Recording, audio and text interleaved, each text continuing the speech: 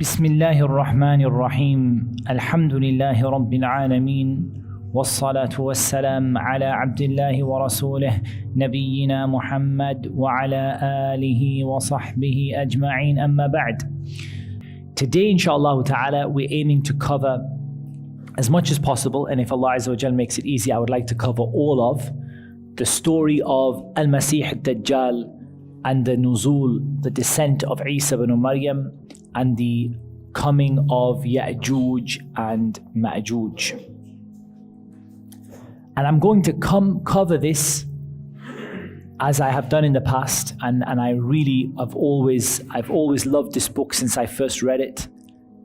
It is a book by Sheikh Al-Albani rahimahullah ta'ala, and it's called قصة المسيح الدجال ونزول عيسى عليه الصلاة والسلام وقتله إياه على سياق رواية أبي أمامة رضي الله عنه مضافا إليه ما صح عن غيره من الصحابة رضي الله عنهم.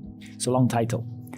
It's called The Story of Al-Masih Dajjal. It's available in English, by the way.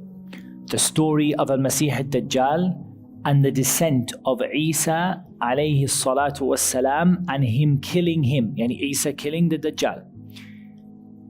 According to the order of the narration of Abi Umama radiyallahu anhu. And the way the Shaykh approach is beautiful.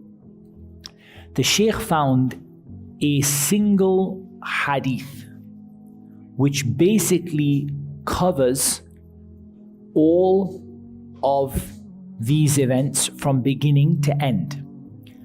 And what the Shaykh did, he used that as his template, as his base, and he added within it, keeping to the order of that companion Abi Umama, he added within it what is authentically reported from the other Sahaba and kind of inserted it in here and there. So you end up with a complete story told as a story that was told by one of the Sahaba, Abi Umama radiyallahu an, with the additions of the other Sahaba radiyallahu anhum. So I have with me the Arabic and the English copy. Alhamdulillah, I have the Arabic and the English copy. And inshallah ta'ala, we're going to take this sort of story as it's narrated by Abi Umama, the noble Sahabi radiyallahu an, and inserted into it are narrations from other Sahaba which match the point that Abi Umama was making, and all of them are authentic. And I want to really emphasize authenticity to you.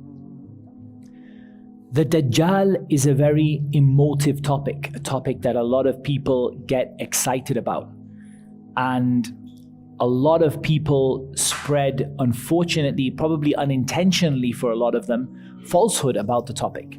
So what they would do is sometimes they will tell people about the Dajjal, or they will make a video about it, or they will write about it, and either they'll base it on fabricated ahadith, or even worse than that, they'll base it upon al-aql, their intellect, just what I think, And so you hear them saying things like, the Dajjal is a system, the Dajjal is the banks, the Dajjal is the TV, the Dajjal is, and so on and so forth.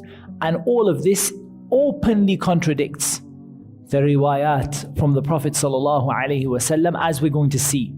So what we want to do, another reason why we're doing it from the hadith, is we want to go back to the source of what our Prophet sallallahu alaihi wasallam told us about the Dajjal, and not what people think the Dajjal might be, or figure out, or kind of have some idea about. We want to go back to the core, back to the source. So the first, and the Shaykh divides it into paragraphs, or you can say almost like sentences, and gives each one a number. The first one that he begins with, and I'm not going to go too much into Arabic right now. And the reason I'm not going to go too much into Arabic right now is because of the time constraints, but I'll dip into Arabic where necessary. The Prophet sallallahu alaihi wasallam said, "Ya ayyuhan nas, innaha lam takun fitnatun ala wajhi al-ard منذ ذرأ الله ذرية آدم ولا تكون حتى تقوم الساعة أعظم من فتنة الدجال ولن ينجو أحد ممن قبلها إلا نجا منها وإنه لا يضر مسلما. First one, we start with a little bit of Arabic. I can't leave the Arabic completely. O people, there has been no affliction, no trial on the face of this earth since Allah created the offspring, or since Allah brought out the offspring of Adam. And there will not be a trial like it until the day of judgment, greater than the trial of a Dajjal. And whoever is saved from what comes before it will be saved from it, and it will not hurt a Muslim. So what do we take from this first thing? Few basic points. Number one, the severity of the Dajjal. There has been no trial since Allah Azza wa Jal brought out the offspring of Adam, and there will not be until the hour comes greater than Al-Masih al-Dajjal. And add to that the Prophet ﷺ said, "It has been revealed to me that you would be tried in your graves with a trial that is equal to or near to the trial of Al-Masih al-Dajjal." So think about that. That's something to think over, this trial of the grave. That if the trial of the Dajjal is so great that the Prophet ﷺ said, since Adam was created, yani since the offspring of Adam were brought out, until the coming of the hour, nothing will be like that. And yet, the trial of the grave will be equal to it or near to it. The narrator doubted whether he said equal or he said near to. And whoever is saved from what is before it, or there will be nobody who is saved from what is before it, except he will be saved from it. This is interesting and important, because how you behave before a trial comes has a direct influence upon how you behave when the trial comes. And there are many examples of this in Islam. From it is the example that when you are sick, the rewards are written for you for what you used to do when you were healthy. So the way you used to be when you were healthy and you get sick, you get the rewards for that, right? And that's a similar kind of rule and similar kind of principle in Islam, that what you do before a trial, especially in the minor trials and tribulations, and how you behave will directly affect how you behave when the Dajjal comes.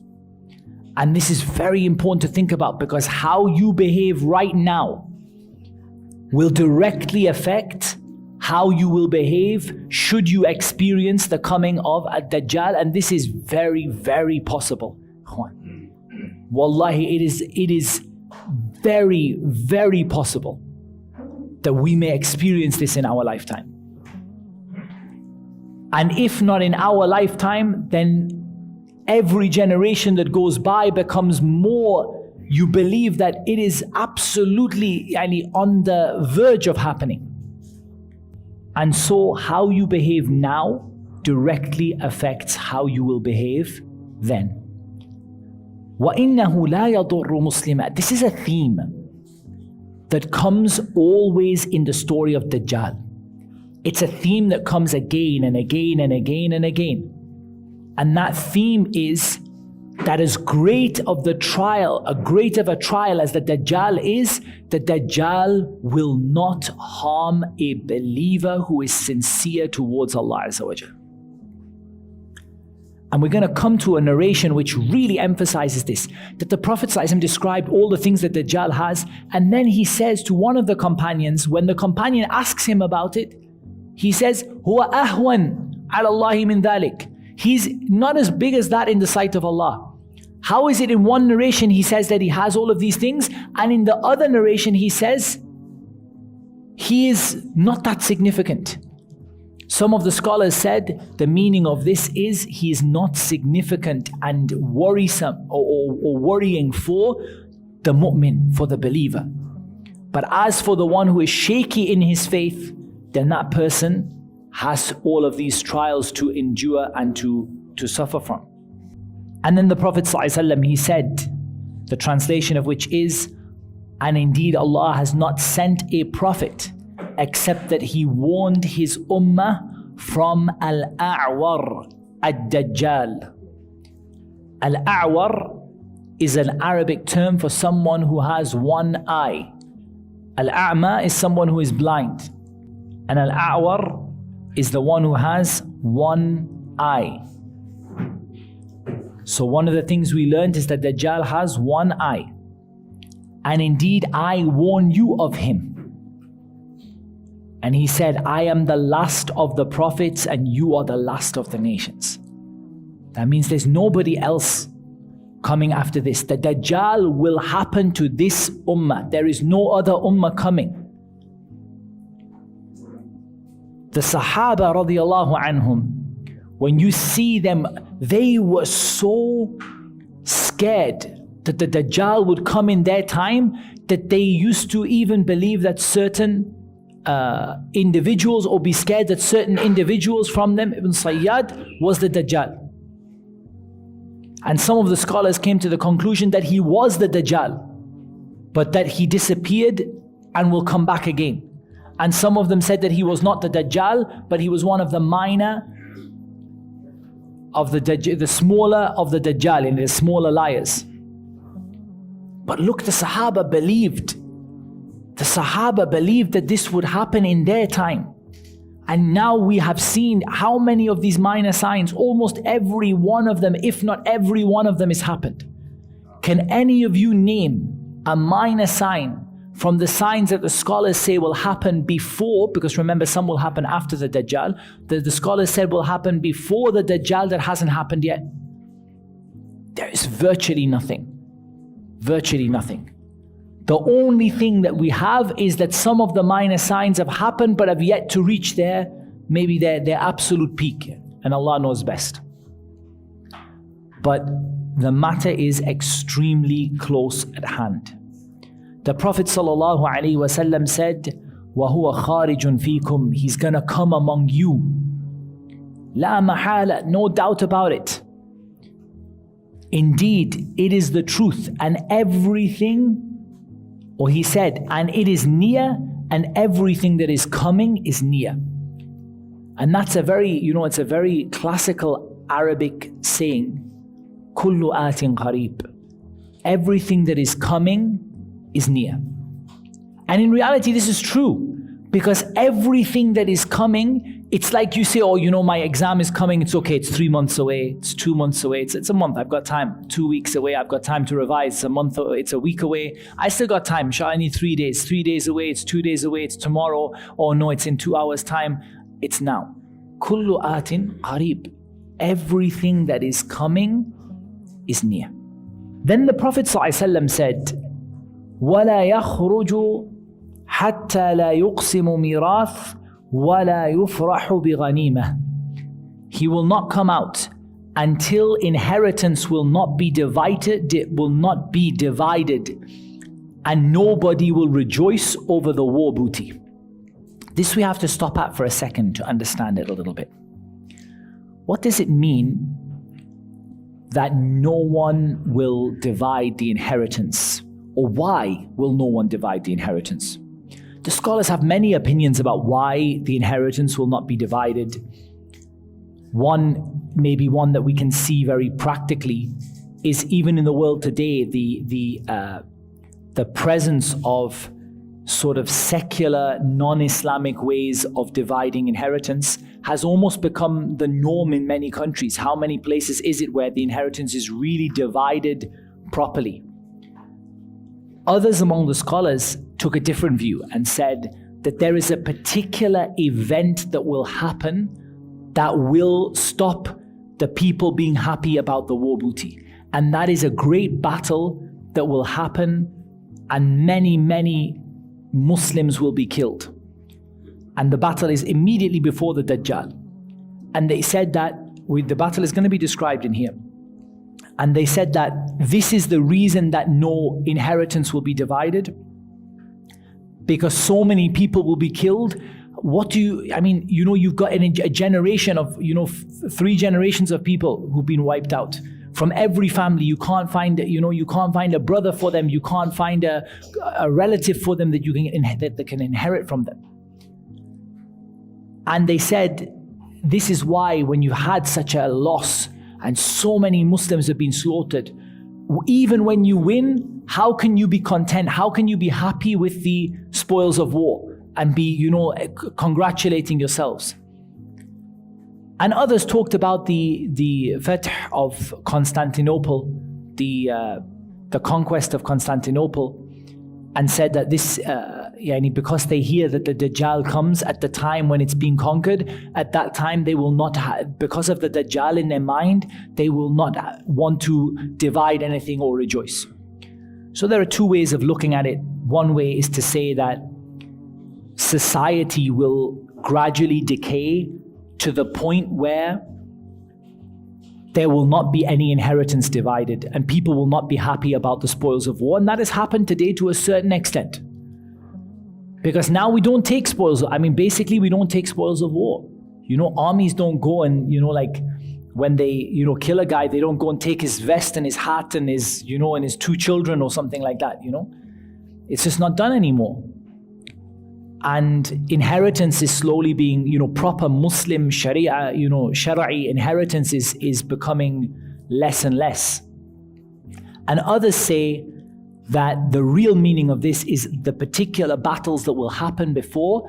The outcome of that battle will be there is no way to share the inheritance and there is no way anyone can be happy with the spoils of war. And it's possible that both are true, because many of the minor signs are signs that start off and then they reach a peak. So many of these minor signs have started, but they haven't yet reached their peak, and Allah Azza wa Jal knows best. For example, let's say being bad to your parents, uquq al-walidain. It has started, but it seems like every generation that goes by, it becomes worse. And Allah Azza wa Jal knows best. The Prophet ﷺ said, if he comes out when I am among you, then I will be the Hajij. I will be the one to argue on behalf of every Muslim. And it seems to me that the meaning of this is I will speak on behalf of every Muslim. And our Messenger ﷺ did not know whether the Dajjal would come when he was alive or not. He said, if he comes while I am alive, I will speak on your behalf. And if he comes after me, then every Muslim must speak for himself. And Allah, Wallahu khalifati ala kulli Muslim. And I leave Allah in responsibility over every Muslim. And Allah Azza wa Jal, I leave, no one else can take care of them. The meaning of this, no one else can take care of the Muslims except Allah. And nobody can take care of them. Meaning, if Allah doesn't put me as the cause to defend the Muslims and to speak on their behalf, then there is no one who will do that, except that Allah subhanahu wa ta'ala will protect whom He wishes to protect. And in a narration of Salama, if he comes after I die, Allah will suffice you with the pious people among you. Meaning that you will get support from the pious people among you. And Allah Azza wa Jal will provide you support and strengthen your iman through the pious people among you. And there is no contradiction between that and the statement in the hadith of, or in the main hadith that we're narrating. Because every Muslim is responsible for themselves, but they will get some support from the pious people around them. And the very pious people will give them some support. But ultimately, no one, that support will not reach the level where they will speak on behalf of every Muslim like the Prophet ﷺ would do. And he is going to come out from a land to the east, which is called Khurasan. Khurasan is again a generic term for a part of land which covers what is now Iran and also the countries, some of the other countries around that border Iran. The Prophet ﷺ said, "Fi Yahudiyati Asbahan," from the Jews of Asbahan. Asbahan is a city in Iran. Asfahan, it's called Isfahan now.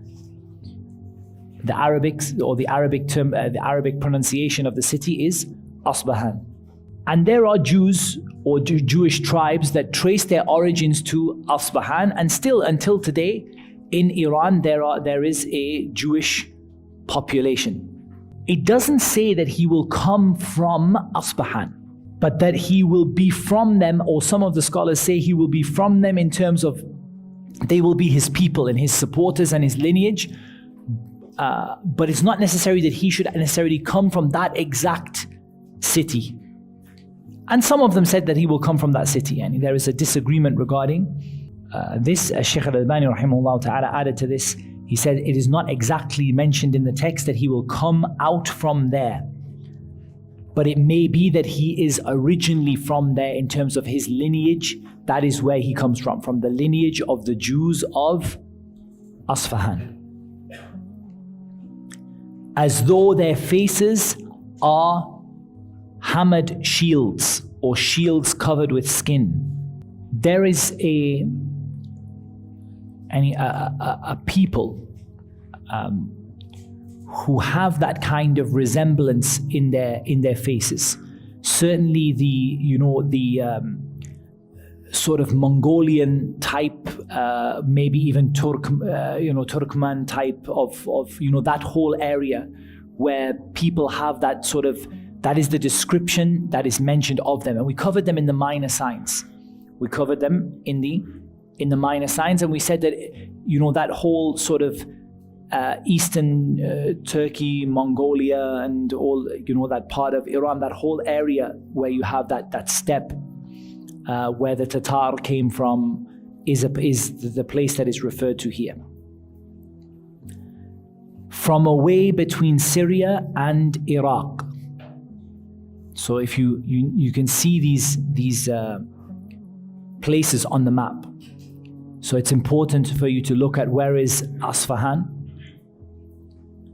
where is the region that was known as Khurasan. It's a big region, the region that was known as Khurasan, and eastern Iran and some other countries also that would come under that, places that was Uzbekistan and some places like that would be broadly given that sort of title of that sort of area. Yani. And he will come out from a place between Syria and Iraq. And roughly, we can't put the place on the dot, but if you look at the Kurdish region of Iraq, and you'll find that the Kurdish region, the Akhirah, their region lies between Syria and Iraq and Turkey.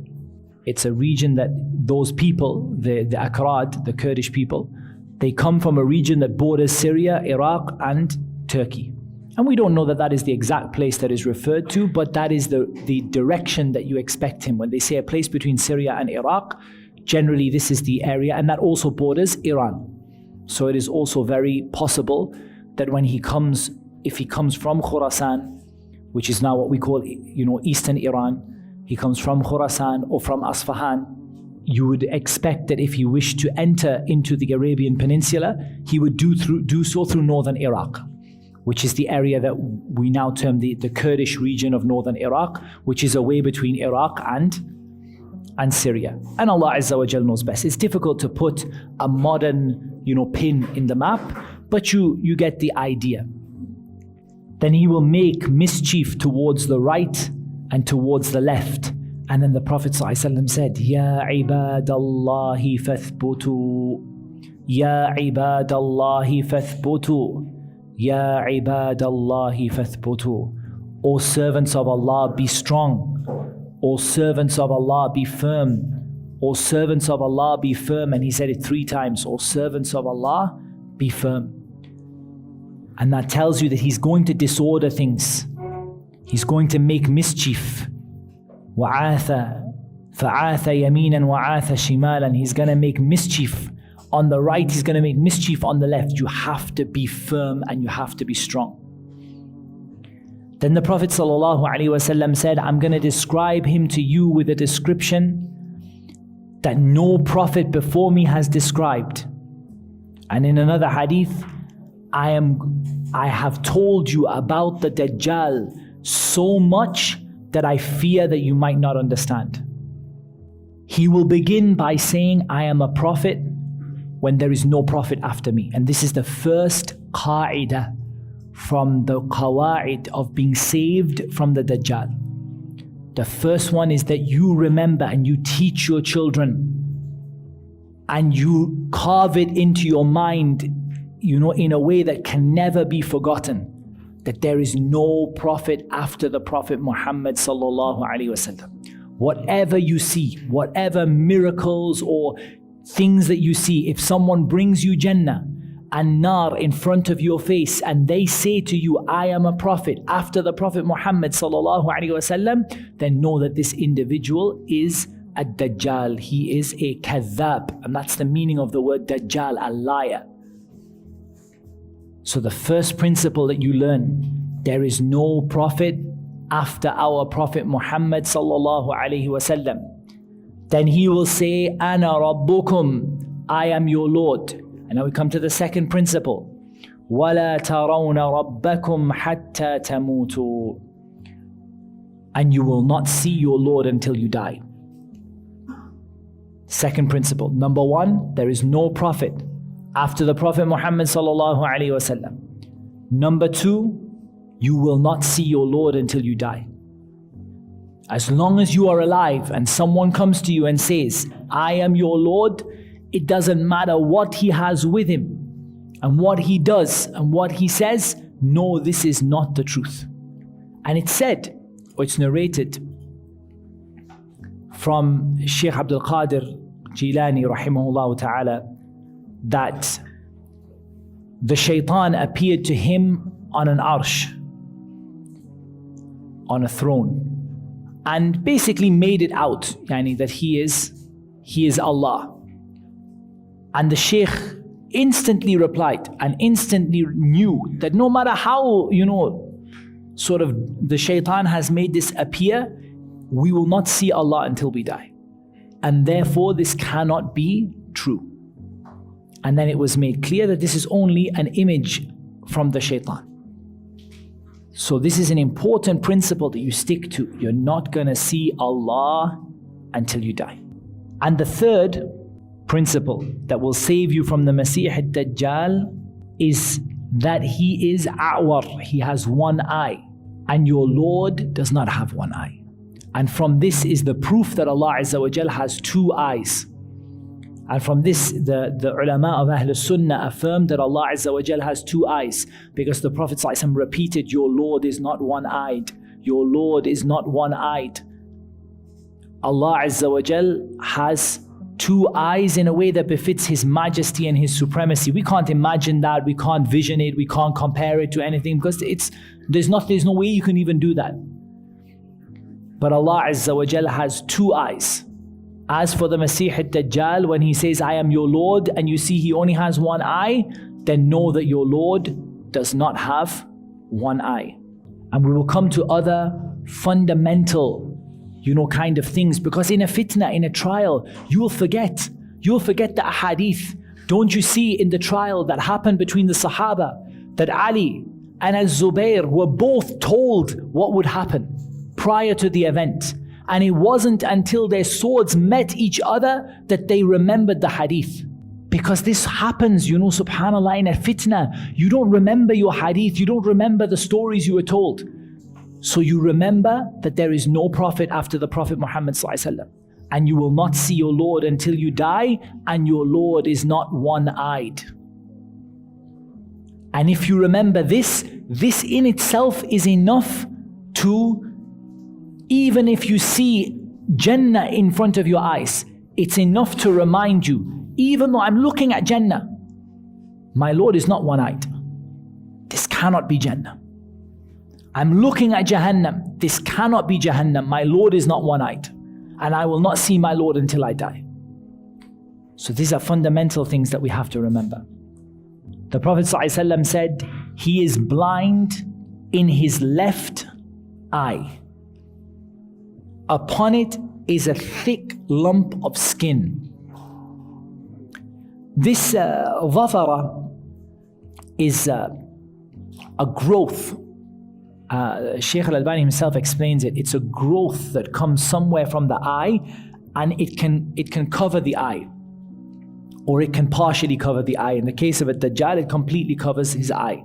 So it's like a growth of skin that is growing from somewhere on his eye that has basically closed his left eye. His right, or he said his left eye, it will be green as though it is a shining star, and a bright star. His right eye will be like a floating grape, neither protruded nor deep-seated. And the meaning of that is his right eye will be a normal eye, neither will his eyes be coming out from the sockets, nor are his eyes, his right eyeball is not deep into its socket. It is in the middle, like a grape that you float on the water. Half of the grape is showing and half of it is under the water, neither protruding, sticking out, nor is it deep-seated. Then the Prophet ﷺ said, whatever is hidden from him to you, whatever you don't know about him, then don't let it be hidden that your Lord is not one-eyed. And he repeated it 3 times. He said, whatever is hidden from you about the Dajjal, meaning whatever you don't know about him, or whatever you forget about him, or whatever you don't remember about him, then don't let it be hidden that your Lord is not one-eyed. Whatever you know about him or you don't know about him, don't let it be hidden that your Lord is not one-eyed.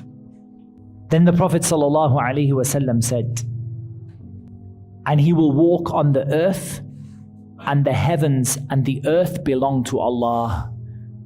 So whatever you see from him doing in the heavens or the earth, and he will walk on the earth, and he's a human being from Bani Adam by the consensus of Ahlul Sunnah. He is a human being from Bani Adam. And this human being from Bani Adam will walk on the earth. But you remember that the heavens and the earth belong to Allah.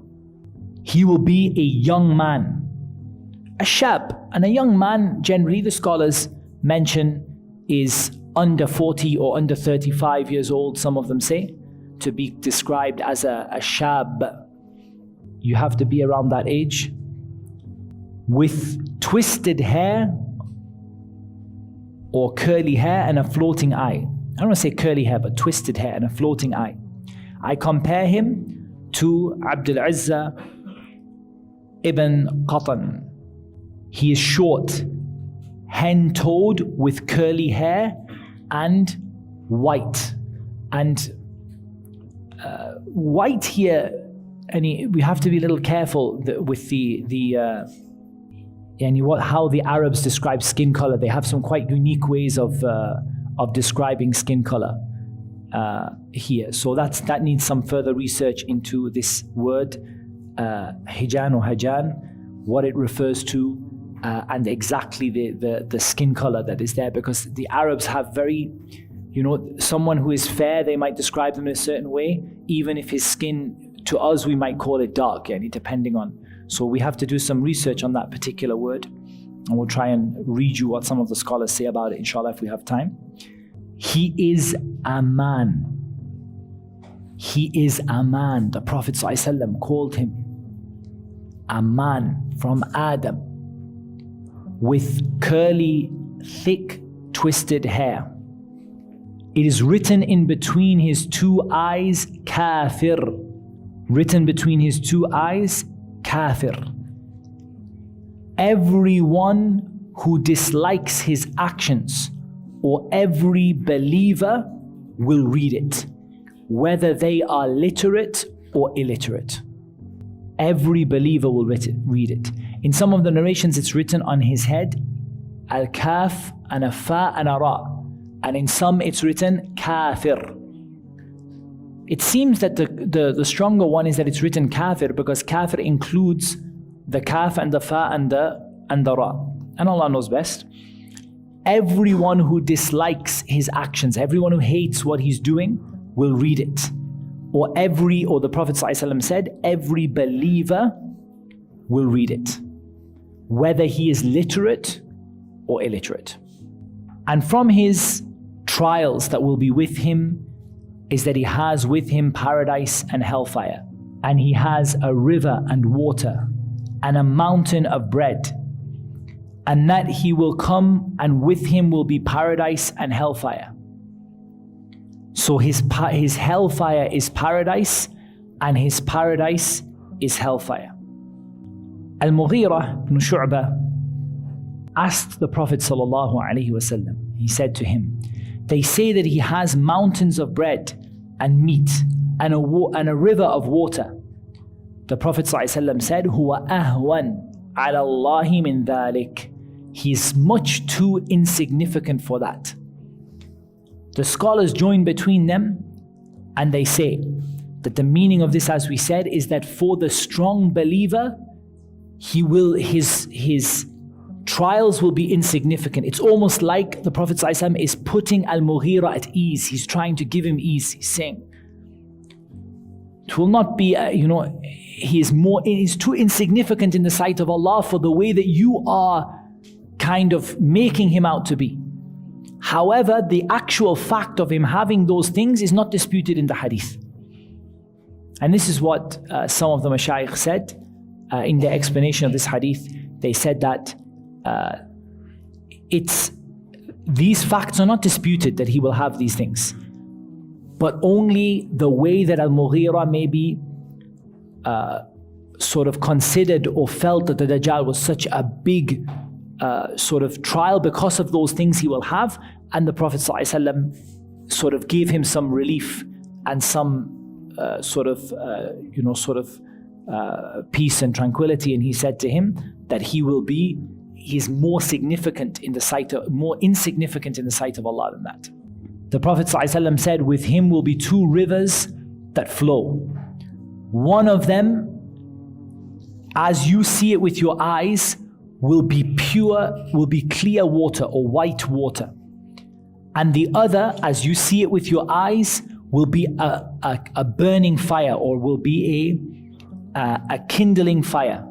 So whoever of you experiences this and wants the water, let him drink from the one that he sees to be fire, and let him close his eyes and let him close his eyes and lower his head, and he will find it to be cold, sweet water.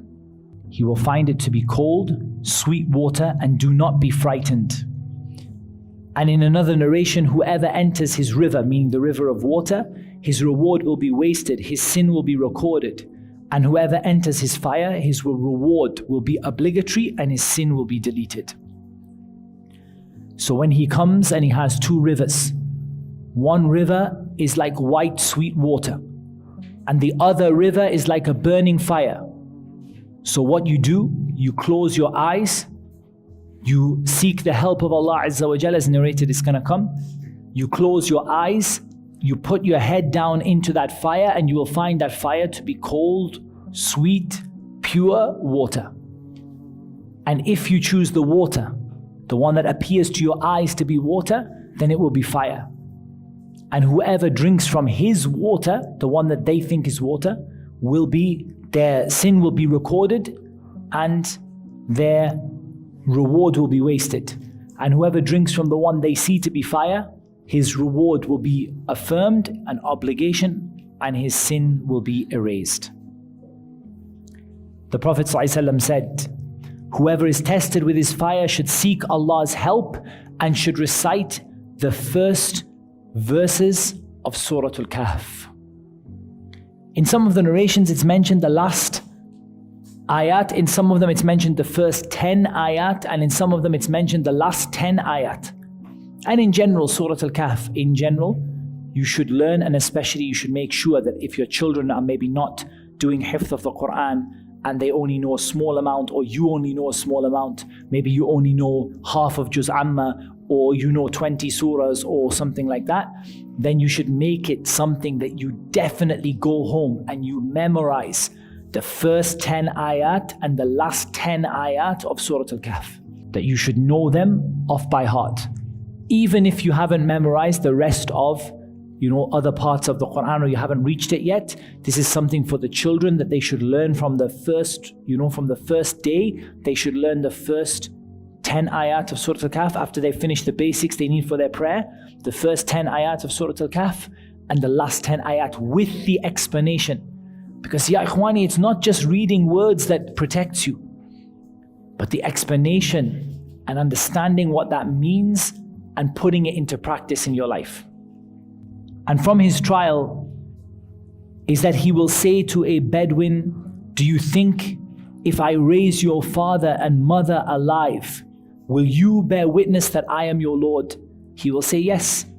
So then two shaitan will appear in the shape of his father and mother, and they will say, O our son, follow him, for he is your Lord. Imagine that trial. That's not a light trial. That's not an easy thing to experience. But look at how the shaitan can deceive the one whose faith is not firm. And from his trial is that he will overcome a soul and he will cut it in half. He will kill him. And he will cut it in half with a saw into two parts. And subhanallah. And it's mentioned, and some of the description will come later, but subhanallah, can you imagine that? For a person to be tried to the level that somebody takes you and cuts you in half with a saw, and you have to remain firm upon the religion of Allah subhanahu wa ta'ala. And from his trial is that he will pass by a tribe and he will call them to follow him and they will deny him. So he will turn against them and none of their livestock will survive except that they will die. All of their livestock, all of the things they have will die. And from his trial is that he will pass by another tribe and he will call them and they will believe in him. And they will accept him.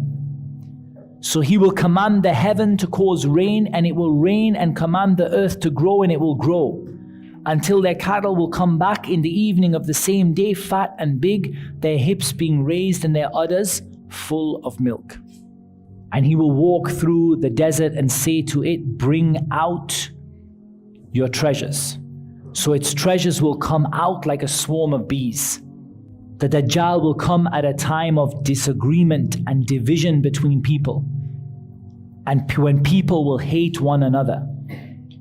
And when the religion will be considered to be something minor. And the mutual ties, the relations, the ties of kinship will not be kept. He will go to every watering place, and the earth will shrink for him like the skin of a ram is wrapped. But it's very important, the description of the time the Dajjal will come out. A time of ikhtilaf, and furqa, and bughd, and khiffa min ad-din, and su'a dhat al-bayn. A time when there will be ikhtilaf, a lot of disagreement. And people will have broken up into sects and divisions. And people will hate one another. And religion will be considered to be something very minor. And the ties of kinship will not be kept. It certainly seems to us that our time could fit that description to a certain degree. Now comes the discussion of the battle. Now comes the discussion of the battle. And the battle, and I'm not going to go on for too much longer, I'm just going to take as much time as we need, and if we don't finish, we can continue in the next time, inshallah. We now come to the description of the battle that will precede the coming of the Dajjal. The Prophet ﷺ said, he will not come until the people of Ar-Rum, and we said Ar-Rum, generally the Arabs refer to the Europeans, including the part of of Asia, which is nearest to Europe. Like, so, you know, the Greeks and the, you know, some of the people that live in northern Turkey, they refer to those people as Ar-Rum. So what we would probably call the Eastern Roman Empire. The Eastern Roman Empire. And the area of the Roman Empire, not the area that was based in Italy, but the area of the Roman Empire that was based in the northern part of the Arabian Peninsula and so the northern part of Turkey and so on. And this Syria and Turkey, the northern parts, this area was what the Arabs would call Ar-Rum. And also the Europeans also come under that category. All of those people are considered, the Greeks and the Italians and so on, are all considered to be Ar-Rum. He will not come out until Ar-Rum, the people of Rome, land at a place called Al-A'maq or Dabiq. Al-A'maq and Dabiq are both cities in Syria. And this issue of Al-A'maq and Dabiq, particularly Dabiq, was a real fitna in the last few years, because some of the misguided groups and sects of Islam used this hadith to justify that they are upon the truth.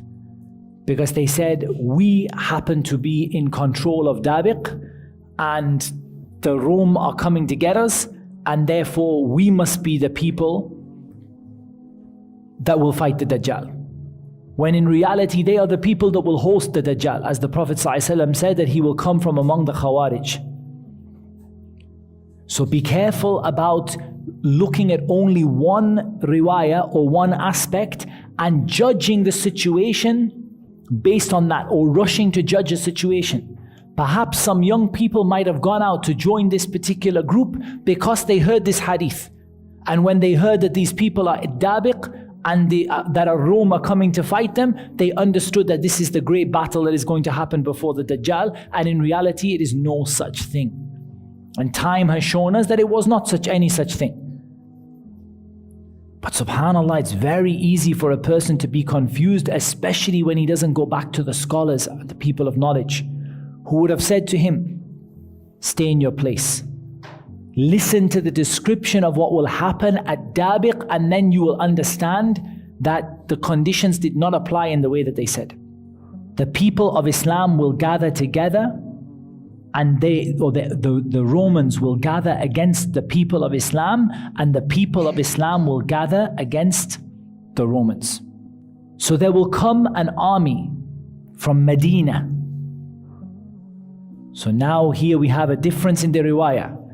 There will come an army from Medina. So the army that will fight at Dabiq are not the people who are in control of Dabiq, but the army will come out of Al-Madinah, from the best of the people on the earth on that day. And when they make up their rows to fight, the Romans will say to them, move out from between us and between those who have been imprisoned from us, or those who imprisoned our people, so that we can fight them. And he do not stand between us and between those who took prisoners from us. It's not clear the meaning of this, and I haven't been able to find any further ahadith with my limited knowledge that describe what prisoners they will be.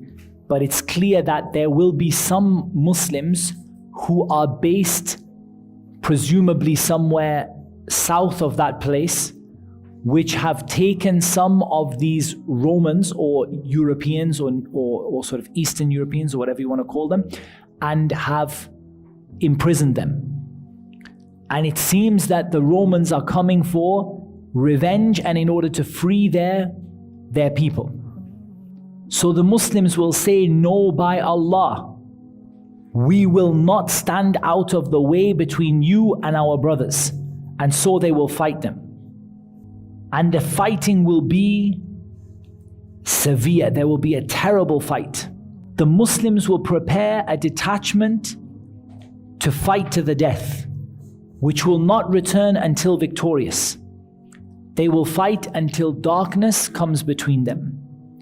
Both sides will return without being victorious, and both will be wiped out. So this is the way that the Muslims, when they fight, this is the way that they fight. They prepare an army and they say to the army, we're going to go forth and we're going to fight until we get ihda al-husnayn, one of the two good things. Either we get the spoils of war, or either we get a shahada fi sabilillah. And so they will go out and they will fight on that basis. And when darkness comes, many of the Muslims will have been killed, but nobody will have won and nobody will have lost. There will be a great killing. Nobody will have won and nobody will have lost. The Muslims will again prepare another detachment to fight until the death, telling them that they will not return until they are victorious. When it is the fourth day, a new detachment from what remains of the Muslims will be prepared. They will fight, and the army will be broken into three. A third of them, whom Allah will never forgive, will run away. And whenever you come across this in the hadith, you have to think about it. What does it mean that Allah will never forgive them? Because Allah forgives everything less than shirk. So the meaning of this is Allah will never inspire them to seek His forgiveness. And that is a very scary thing, because there is a way that Allah will never forgive you for a regular sin that you do, and that is that Allah will not inspire you to ever ask Him for forgiveness. And perhaps one of the examples of this is the example of Fir'aun comes to mind, when at the time of his death, when he was drowning and he wanted to at that time decide to say that he is believed in the God of Musa, and Jibreel took the mud from the bank of the river and stuffed it into his mouth. If Allah Azza wa Jal doesn't give you the opportunity to ask His forgiveness, then you will not be able to do that. And a third of the army who will be excellent martyrs in the eyes of Allah will be killed. And a third will never be put to trial. And if that last day, on that fourth day, a third of the army will not experience the fighting. A third will run away, and a third will be killed. The last third, the enemy will be routed. Yani the enemy will be completely defeated. Completely defeated. They will fight such a fight, the like of which has not been seen, so that even if a bird were to pass by their flanks, the bird would fall down dead before reaching the other end. There will be such a massacre that when the counting is done, only 1 out of 100 men related to one another will be found alive. And this is where the scholars say the inheritance will not be divided. What do you do when your 100th relative is killed? 100 people around you, yani the 100 relatives that are nearest to you, all of them, only one of that 100 relatives is left alive. Then the Prophet ﷺ said, so what can be the joy at the spoils of such war, and what inheritance can be divided? How do you divide inheritance when 100 of your family members around you are dead, or 99? They will enter Constantinople. So again, you need to look at this on the map. From Dabiq, and Dabiq and Al-A'maq are next to each other. Yani.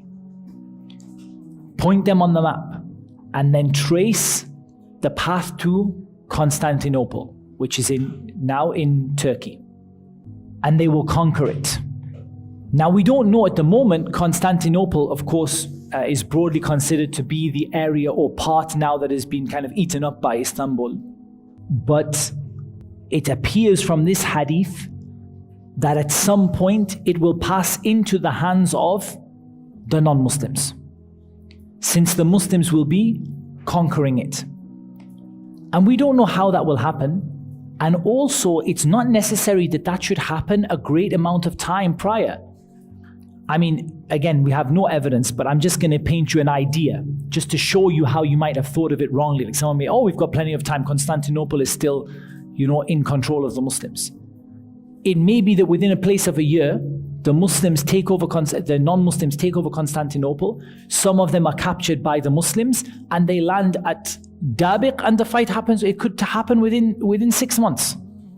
And so it's not a proof that because we don't quite see the situation to be as it is described, that we have a very long time left to wait.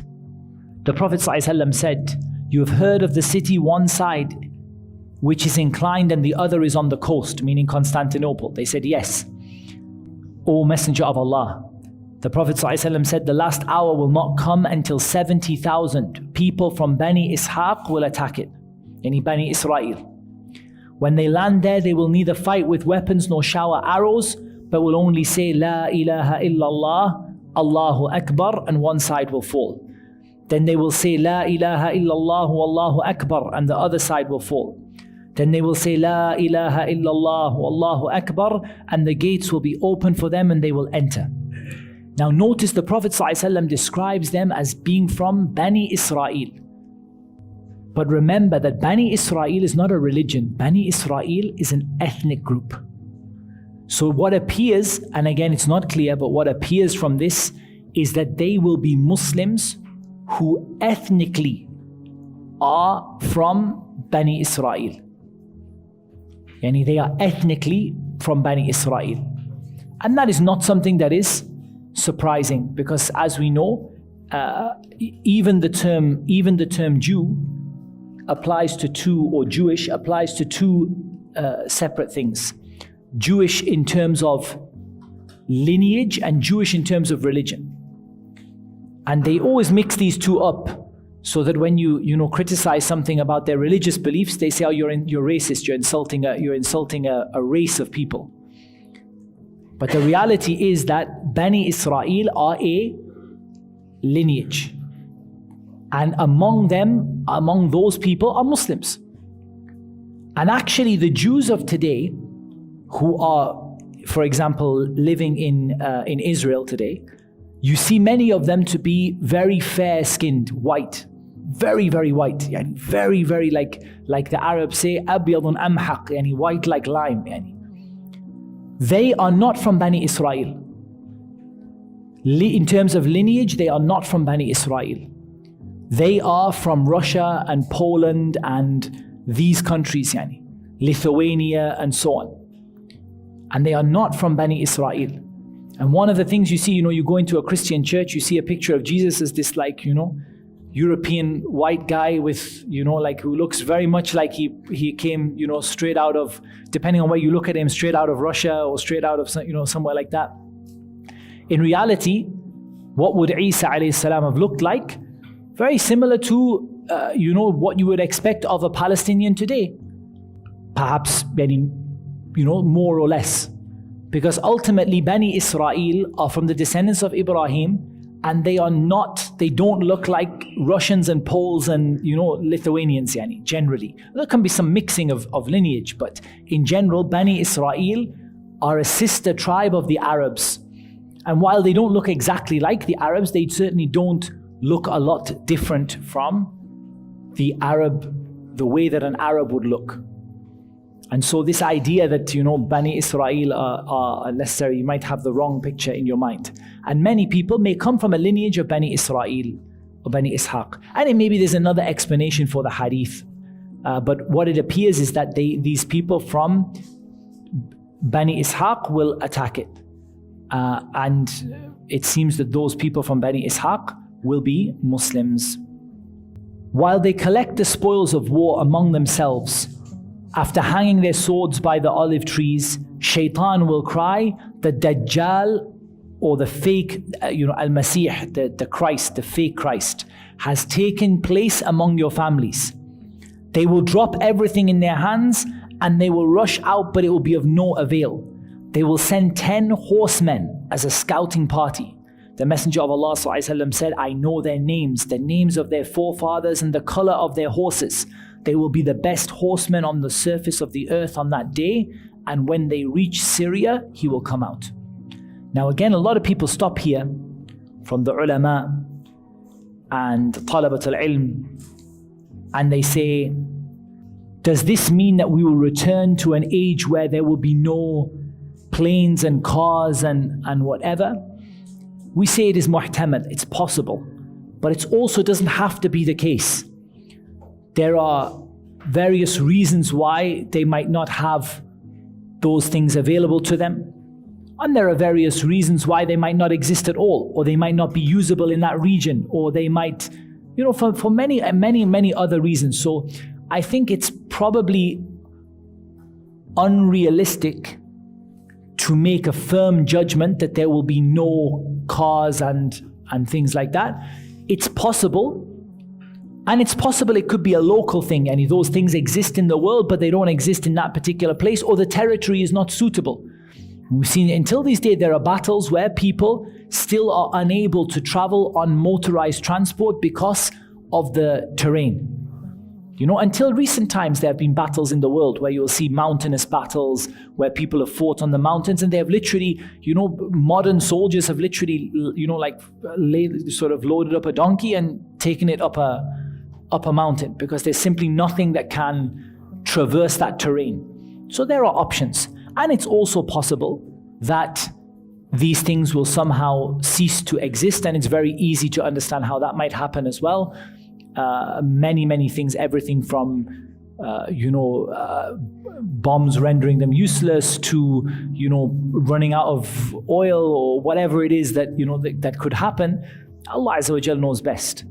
But it's also not something to feel safe about, that, alhamdulillah, we all have cars now and they're going to be horsemen. It's very possible that those things will still exist, but that there is a reason why these people will travel by horse. But one thing is clear, they will travel by horse. It's not that the Prophet ﷺ uses the word horse and means the word car, because he said, I know the color of their horses. And he could have said vehicles, and he could have used the word markab. And that would have been an acceptable word in Arabic that would have covered horses and also cars. But he very clearly used the word horse. So, Allahu Alam, it seems to me that they will ride on horses, as the Prophet ﷺ said, and he called them horsemen as well, which is not what you call the person who drives a car. And at that point, the Dajjal will come out. Now, I'm just looking at where we are in the pages. We are pretty much at halfway in the story of the Masih ad-Dajjal and the coming of Isa ibn Maryam. What I will do is just cover a couple more points so that we definitely make sure we are halfway and we definitely don't run out of time next time. The Prophet ﷺ said, no place of the earth will be left except that he will tread it and overcome it, except the mosque of Makkah and the mosque of Medina. Or it said Makkah and Medina, and At-Tur and Masjid al-Aqsa. So here it's important that the Prophet ﷺ, the narrations, some of them mention the masjid and some of them mention Makkah and Medina as a whole. But what is mentioned in this narration is the masjid of Makkah, the masjid of Medina, At-Tur, which is Mount Tur, and the Masjid al-Aqsa. His time will be 40 days. One day like a year, one day like a month, one day like a week, and the rest of the days will be like your days. The companion said, the day which will be like a year, will one day's prayer suffice us? He said, no, but you must make an estimate of the time and then observe the prayer. They asked, how quickly will he walk on the earth? The Prophet ﷺ said, like a cloud driven by the wind. Now this is an important principle we can use today, is that people say, if I go to space, if I do this, if I am in a country where the day and the night are 6 months long, what do Muslims do when they go to the North Pole? What do the Muslims do when they're in Antarctica? This hadith gives you the answer. One day will be like a year, one day will be like a month, one day will be like a week, and the rest of the days will be normal. They said, the day like a year, shall we pray 5 times in it, or we should pray 355 in an Islamic year times 5? Shall we pray 355 times 5, or we should pray 5 times? The Prophet ﷺ said, no, you must make an estimate of the time. So you aim to pray the full, like as if you pray 355 times 5 times. You pray all the times by estimating the time. And the same thing for someone who says, I live in I'm stationed in a science research place in Antarctica and the day is like 6 months long. What shall I do? Pray 5 prayers in it or 6 months worth of prayers? We say no. Estimate the day and pray 6 months of prayers. They asked, how quickly will he walk on the earth? The Prophet said, like a cloud driven by the wind. And that is muhtamal, that it could mean that is the speed that he will walk, or that is the speed that he will travel. Here we can say that it's possible that he would travel by some sort of traveling any device like a plane or something like that, or it's possible that he himself will be able to move at that speed, but he will be like a cloud driven by the wind.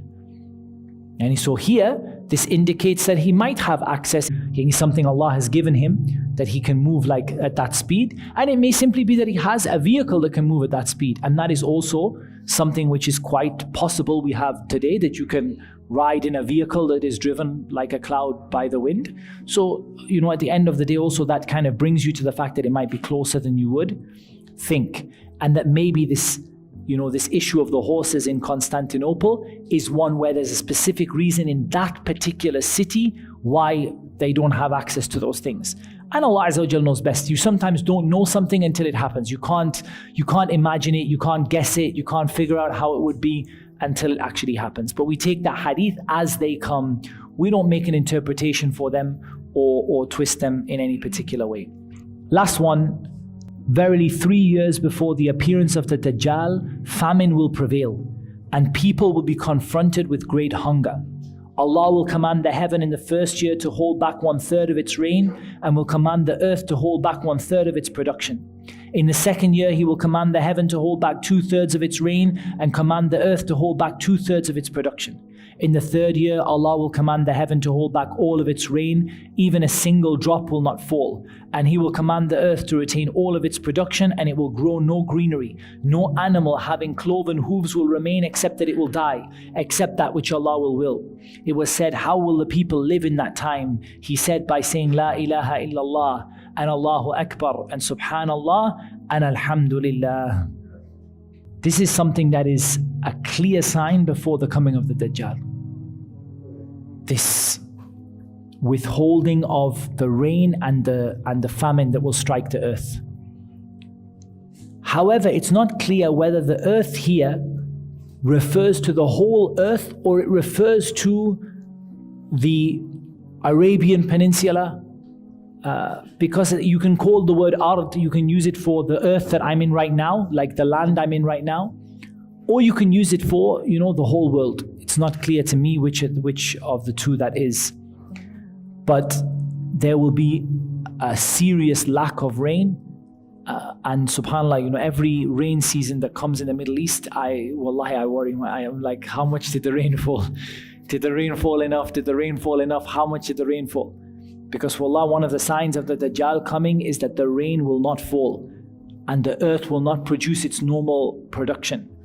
And then in the second year, it will be even worse. And in the third year, nothing will fall at all.